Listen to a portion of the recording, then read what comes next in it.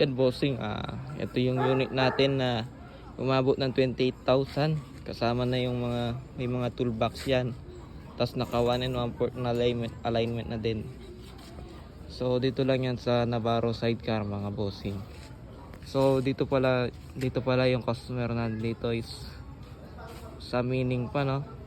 So naka ano na siya, may ano siya, ito lock. Yan, may lock siya. So box, toolbox. Yan, may padlock. Ayun, may padlock.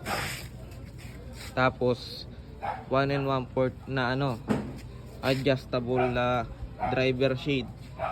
Na ito guys, ito 304.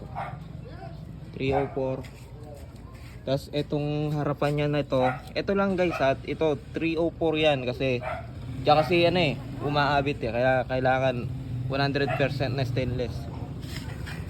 Tapos dito yan, 1 and 1/4 na 202 lang yan, pero 1.5 na naka hydraulic na bender na yan. Power TMX 155 ito. 155 o kaya 125.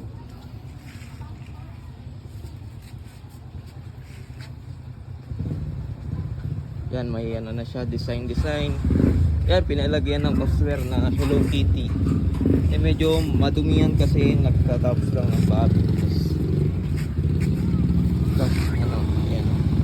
Medyo marumi pa pag nakakarwas na yan. Maliit na yan. Tapos meron siyang carrier. Naka full weld yan hanggang sa ilalim. Full weld yun hanggang sa ilalim. Tapos yan, carbon na poster kasi ito Tapos stainless na rin yung sa likod. Sa likod niya stainless na. Stainless na siya. Tapos itong driver shade, ito yung mga bago na labas, yung bagong kumbaga bagong modern design na. Kasi dati itong mga to fix sila. Ito pwede na siyang adjustable. Pero mag-a-add pa rin kayo dahil medyo may kamahalan kasi yung mga pyesa nito. Gaya nito 304 pa lang to. Pinapa-hydraulic na yan. Yung kasi yung ito kasi mga fix ayan. Naka-fix kasi mga yan. Ayan. Tas yung handle niya, mapapansin nyo parang transformer.